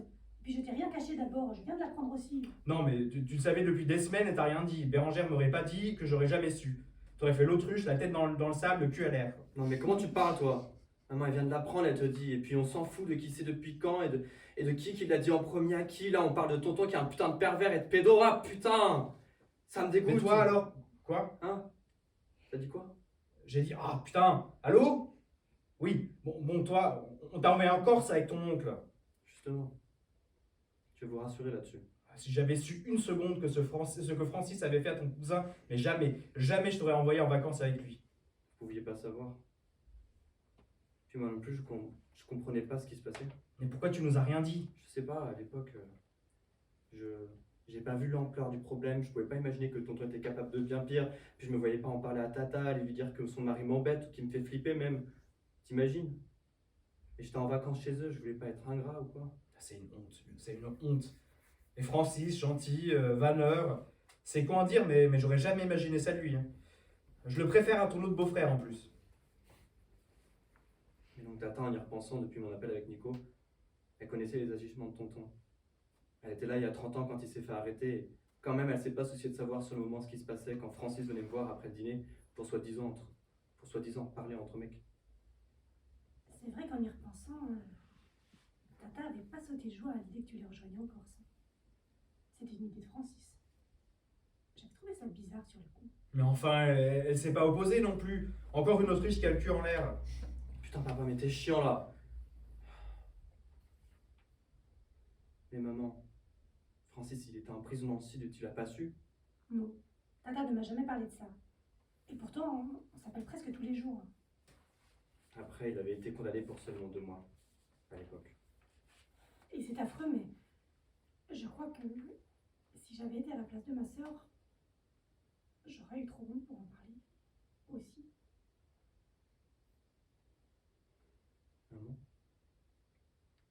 dans ta famille, on n'a jamais su c'était qui le père de mamie? Peut-être que c'était un homme de passage, une aventure. Mais ça, il n'aurait pas fallu que ça se sache. Déjà que c'était pas drôle d'être mère fille à l'époque. Mais peut-être aussi que c'était de viol ou d'inceste, non? Ces histoires se reproduisent souvent dans les familles où il y a déjà des non-dits. Les agresseurs savent qu'ils sont hors de danger dans ces familles-là. Moi, je suis convaincue que maman savait. Mais j'ai jamais osé lui demander. Bérangère m'a dit hier qu'elle avait demandé à mamie ce qu'elle savait avant qu'elle meure. Et alors? Elle a répondu que si elle avait su qui était son père, elle l'avait oublié.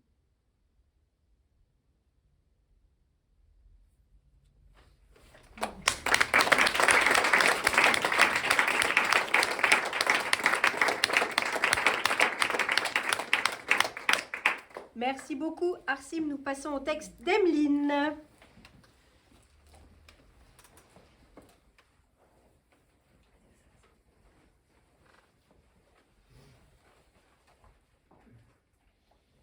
Sans titre. Dans un restaurant. Le serveur est déjà sur scène. Il prépare la salle. Une femme et un homme rentrent sur la scène. Bonsoir. Bonsoir. Une table pour 2, s'il vous plaît. Pour dîner ou pour un verre? Pour un verre seulement. Le serveur enlève les couverts, le menu, et place la carte des vins, puis s'en va. La femme et l'homme sont assis, l'un en face de l'autre. Leur carte est vraiment excellente. Je ne sais pas pourquoi on demande toujours la carte. On prend toujours leur cabernet. Leur cabernet. Il est excellent. Le serveur revient. Vous avez fait votre choix? Oui, 2 verres de cabernet, comme d'habitude, s'il vous plaît. Tu te souviens de la première fois où nous sommes venus ici? On était assis près de la fenêtre au fond de la salle. Je portais cette robe bleue. Tu l'adorais. Le serveur pose les 2 verres sur la table. Merci. J'avais hésité. Pour un premier rendez-vous, on hésite toujours beaucoup. Je l'avais aussi porté pour nos premières vacances. On s'était promis d'y retourner d'ailleurs pour nos 10 ans. Cela aurait pu vraiment être de jolies vacances pour les enfants. Tu te rappelles ce glacier? Cela aurait été incroyable d'y retourner. Juste pour regoûter cette glace. Comment il s'appelait déjà ce cas-ci? Ah oui, chez Bellini.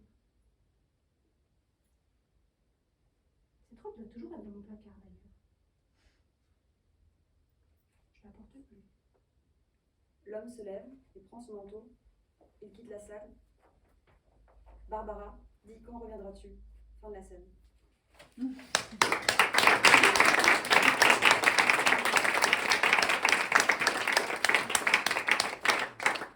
Merci beaucoup, merci beaucoup Emeline, nous passons au texte de Léa, s'il vous plaît.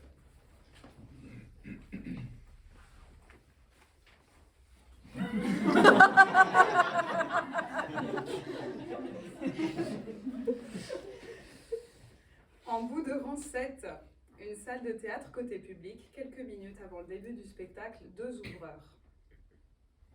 Dis, Oui, je peux te poser une question? oui, Tu travailles ici depuis longtemps? oui. Longtemps comment? 12 ans à peu près. Waouh, moi c'est seulement mon 3e soir. Je sais. Dis, Oui, pendant ma formation, on m'a dit de proposer les places assises restantes aux gens qui sont debout. oui. Ben, ça fait 3 soirs que je vois la place au bout du rang 7 vide, mais on ne la donne jamais à personne, alors qu'il y a toujours plein de gens debout en haut. Comment ça se fait? C'est pour des raisons de sécurité, pour le plan d'évacuation, c'est pour la régie? Non, cette place est toujours réservée. Mais si elle est vide une fois que le spectacle a commencé, pourquoi on ne peut pas la proposer à quelqu'un? Parce que la personne pourrait encore arriver pendant le spectacle. Et quand quelqu'un arrive en retard, il faut le placer le plus vite possible, sinon c'est le bordel. Et si la place est prise, c'est cuit. Dis, Oui, je peux encore te poser une question? oui. Ça fait 3 soirs que je vois cette place vide et personne qui arrive pendant le spectacle. Toi, ça fait combien de temps que tu vois cette place vide? Longtemps. Longtemps. Et jamais personne n'est venu.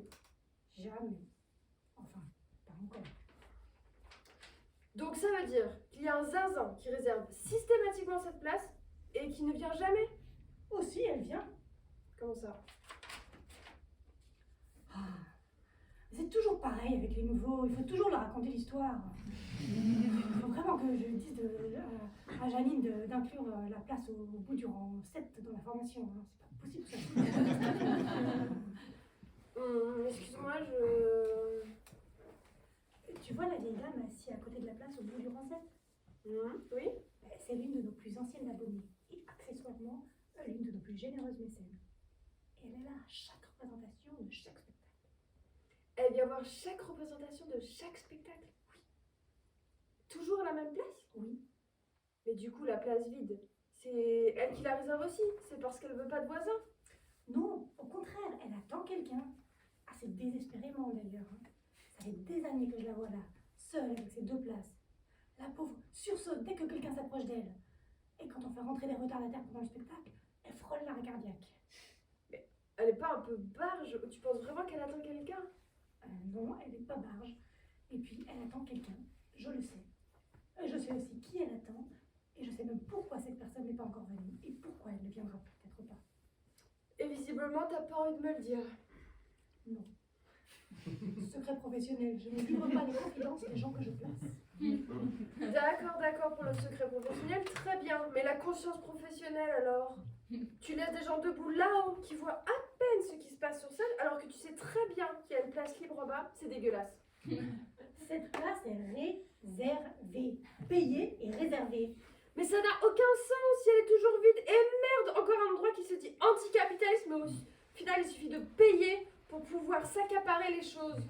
Et encore un petit merdo pseudo-marxiste qui pense au bout de 3 soirs et avoir le droit et le pouvoir de questionner et d'imposer son humanisme à 2 francs. Les lumières s'éteignent. La régie annonce le début imminent du spectacle. Allez, le spectacle va commencer. Il faut encore placer les dernières personnes. Il y en a 4 de ton côté. Vas-y. Je leur dis quoi aux gens debout qui veulent la place libre depuis là-haut? La vérité, il y a une vieille dame qui attend quelqu'un. Quelqu'un qui viendra pas. On sait pas. On sait pas. Les 2 ouvreurs partent dans 2 directions opposées. Les dernières personnes sont placées. Le premier ouvreur rejoint une connaissance parmi les gens debout et le deuxième ouvreur salue la vieille dame.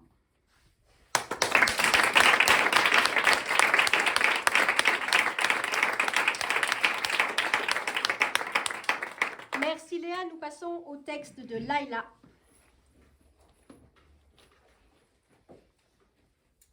Revers cosmique.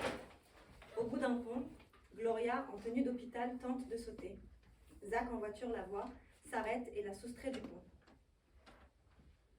Ah! Lâchez-moi! Mais lâchez-moi! Arrêtez, je vous en supplie. Calmez-vous. Je veux simplement vous parler. Ensuite, vous faites ce que vous voulez. Vous n'avez pas le droit! Vous prenez pour qui? Mère Teresa? Ah! Je vous chie à la gueule! Ah! Regardez-moi.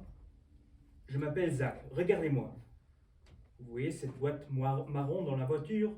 C'est mon père. Je l'ai récupéré au crématorium aujourd'hui. J'ai mal, j'ai peur, je suis fatigué, je suis perdu. C'est moi qui devrais sauter en fait, ok? Allez-y, venez. On y va ensemble. Je le prends même avec moi. Je suis sûr qu'il reposera en paix au fond de l'eau, parmi les cadavres de tous ces gens malheureux qui voulaient en finir avant que le destin n'ait décidé pour eux, abandonnant leur famille, leurs amis, leurs enfants. Ah mais c'est quoi ces histoires, hein? C'est quoi cette vie où les gens n'attendent même plus la mort tranquillement dans leur lit? Cette vie qu'on abandonne dès que ça devient un peu compliqué. Même si ça devient très compliqué, putain. Mais soyez juste plus fort, merde. Vous êtes vraiment une grosse merde. Je comprends pourquoi votre père a décidé d'en finir, avec si peu d'empathie autour de lui. Vous ne savez rien, moi. Et vous décidez de... Qu'est-ce qui vous prend? Ah, désolé. Alors déjà, je pense qu'on peut se tutoyer. Au point où on en est. Je me disais juste que c'est vraiment trop ridicule la vie. Il me suffisait juste d'aller plus vite, ou d'attendre quelques secondes plus tard, et je serais déjà sous l'eau. Pour une simple question de timing, je me retrouve au bord de la route, à jouer la psy, à un enfant pourri gâté. Tu penses que c'est pour m'aider que tu fais ça? Regarde-moi. Oh non, non, non, non, non, non. Tu l'as fait pour toi? Pour te donner bonne conscience? Ce n'est ni moi ni ton père, les égoïstes. C'est les gens comme toi. Ceux qui n'arrivent pas à se mettre à la place des autres. Donc j'aurais dû continuer ma vie comme si de rien n'était. Et puis comment tu sais que c'est la bonne décision? Tu ne sais même pas ce qu'il y a après la mort. Tu aurais pu être en train de brûler en enfer en ce moment même. Mais vas-y, je t'en prie. Juste attends que je m'en aille. Je n'ai vraiment pas besoin de ça. Bah du coup, j'ai plus envie. Vraiment? Donc t'allais tout foutre en l'air pour une décision que tu peux si facilement abandonner. C'est fou quand même ça. Non, j'ai juste plus envie maintenant. Tu es allé où en plein milieu de la nuit? Je n'arrivais pas à dormir. Je voulais éparpiller ces cendres dans l'eau. Tu veux dire avec les cadavres des losers? Oui, non. Enfin oui, je voulais clairement juste m'en débarrasser le plus rapidement possible. Mais c'était une mauvaise idée. J'ai juste besoin de me reposer et de me calmer. Et plus envie maintenant. Ça veut dire que tu le feras quand même plus tard. Sûrement. Bah, cette fois-ci, je ferai vraiment attention au timing. Et si j'arrivais à te persuader du contraire? Hein? T'es à combien de pourcents sûr de vouloir mourir? Hein? Bah 100%, enfin maintenant 90 du coup. Ah bah tu vois, on a quand même une marge de 10%. Je peux travailler avec ça. Mon avion est dans 2 jours, ça me laisse 48 heures pour les 90% qui restent. Et de persuader de ne pas sauter. Peu importe le timing. Pour toi ou pour moi? Pour nous deux.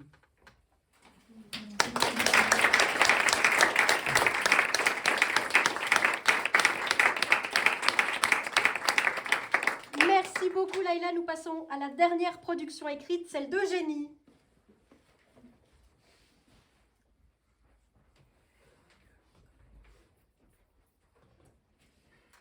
Sans titre, une mère discute avec une de ses filles dans la pièce à vivre. L'aînée, de son air dada, les rejoint. Bon, mange quoi ce soir? Saumon, pommes de terre et épinards à la crème. À la crème? Oh, ça sent le plat de mamie, ça. T'es gonflé, toi. Mais t'oublieras pas de mettre du beurre. Pardon? Le beurre, tu sais, qui vient du lait, sortant de la vache. Tu te fous de moi, là? Je crois bien que c'est la vache, si. D'ailleurs, tu connais la chanson.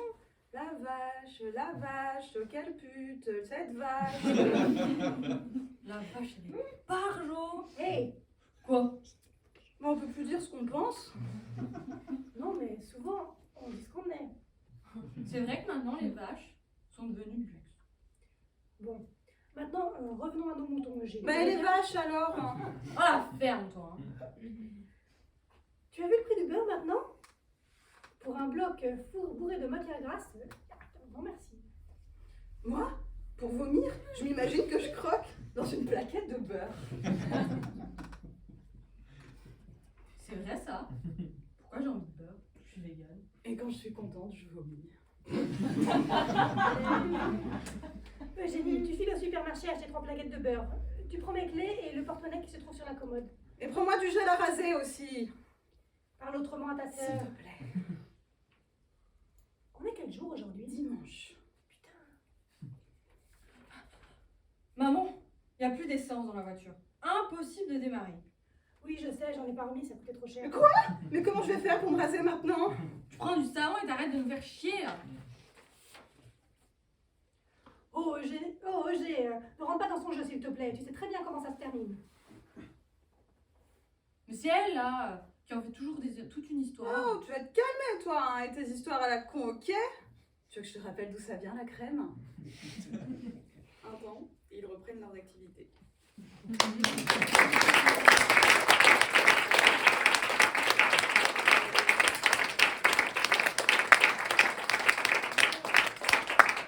Merci beaucoup. Alors nous passons, mesdames et messieurs. Vous avez vos textes pour la suite? Non. Allez chercher vos textes. Allez chercher vos textes. Mesdames et messieurs, nous passons au dernier petit chapitre de notre soirée avant l'ouverture du bar et du buffet. Nous terminons sur une lecture jouée d'une pièce de théâtre courte que nous pensions d'abord monter comme une vraie pièce, mais elle demandait à tout le monde d'être là tout le temps, ce qui est impossible. Nous avons donc opté pour une lecture jouée d'une pièce malheureusement tristement d'actualité.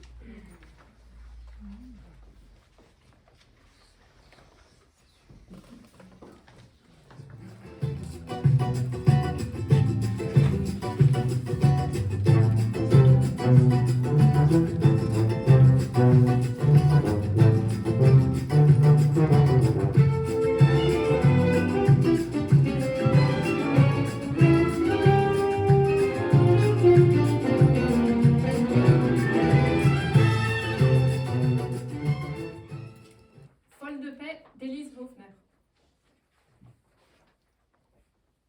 Dans un hôpital psychiatrique. Mesdames, Messieurs, flash spécial. La guerre est déclarée. Nous répétons, la guerre est déclarée. Les gars, venez. Quoi? Qu'est-ce qu'il y a? Qu'est-ce que tu dis? Moi? Mais non. Venez, je vous dis. Hein? Qui parle? Non mais venez plutôt que me laisser gueuler comme une poule qu'on égorge. Tu veux qu'on vienne? Non, non, j'adore gueuler sans qu'on me comprenne. Restez où vous êtes. Vraiment? Mais non, je gueule et vous faites... N'avance pas là, venez, c'est urgent. Eh, venez, c'est urgent!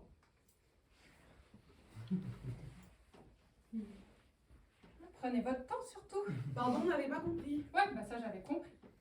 Qu'est-ce qu'il y a? La guerre est déclarée. La guerre est de retour, mesdames et messieurs. Merde.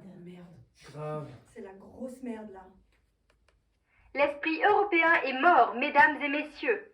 L'esprit universel est mort même. La guerre est déclarée. Je peux vous poser une question? Ouais. C'est quoi la guerre?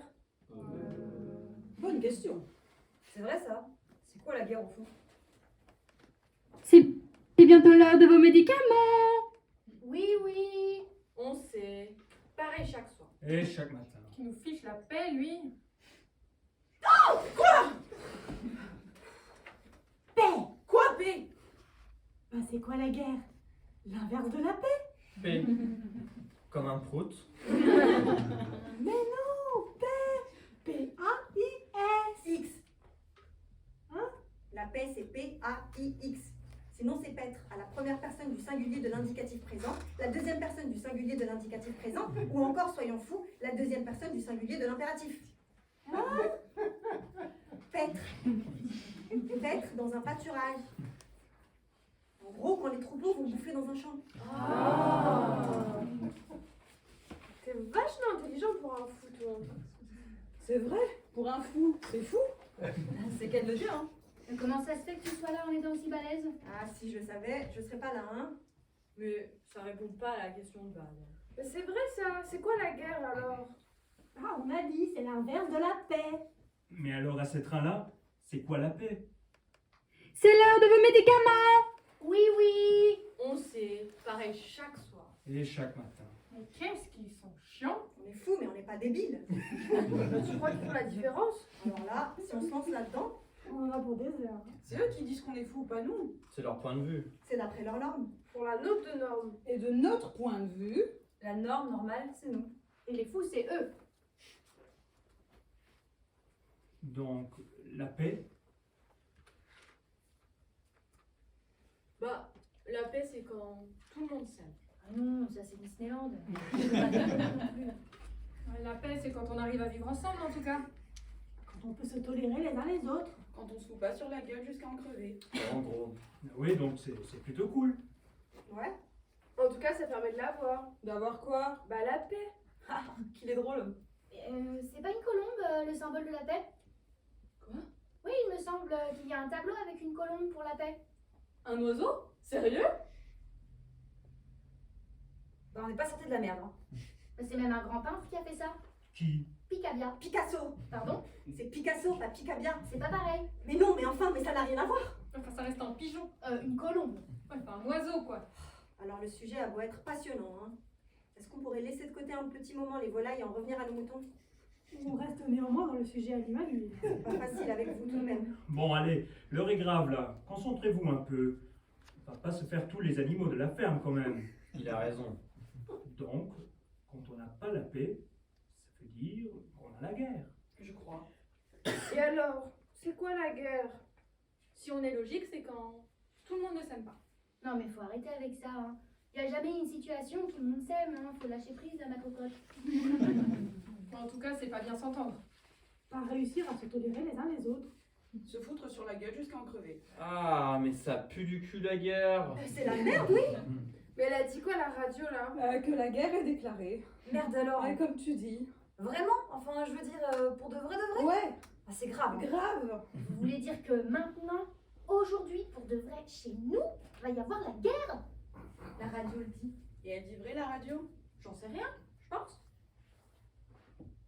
Et pourquoi la guerre est déclarée? C'est vrai ça, qu'est-ce qui s'est passé? Je sais pas. Moi non plus. Il y a des raisons pour faire la guerre. Bah, aucune idée. Je trouve rien. Vu ce que c'est la guerre, bah, faut être fou pour la faire. Mais non, les fous, c'est nous. Ah oui. Et nous, on va devoir faire la guerre aussi? Non, faut des saints d'esprit pour faire la guerre. Ils veulent pas de nous. Ils veulent pas des fous. Ouais, au moins ça, c'est cool. Les craintes les plus grandes quant à une guerre nucléaire. C'est peut-être eux les fous finalement. Et pas nous. Bah, nous, on vit en paix ici. Hein. Tous ensemble. Au même endroit. Et même quand on ne s'entend pas. Mais quand on ne s'aime pas. Quand on se déteste même. Et ça arrive parfois. Hein. On se fout pas sur la tronche comme des débiles. En tout cas, pas jusqu'à en crever. Hein. Bah non. On n'est pas fous. Si. Ah oui. Non, je suis pas con. Mais pourquoi nous on arrive à vivre ensemble en paix alors qu'en dehors de cet hôpital ils n'y arrivent pas? Peut-être parce que nous, on a accepté qu'on était fous. Bah les autres, tu veux dire? Peut-être qu'ils sont tous sûrs d'être plus sains d'esprit que les autres en face d'eux. Nous au moins on est tous d'accord qu'on est fous. Et qu'on a des pratiques que les autres peuvent trouver. Encore plus folles que les leurs. Peut-être qu'ils supportent pas vraiment la folie des autres. C'est peut-être ça. Les pauvres, hein. Moi, ça doit être épuisant. Totalement. La bonne nouvelle, c'est que les guerres finissent toujours par se terminer. Et quand celle-ci sera finie, Nous, on pourra leur expliquer. Comment faire pour vivre ensemble? Se tolérer.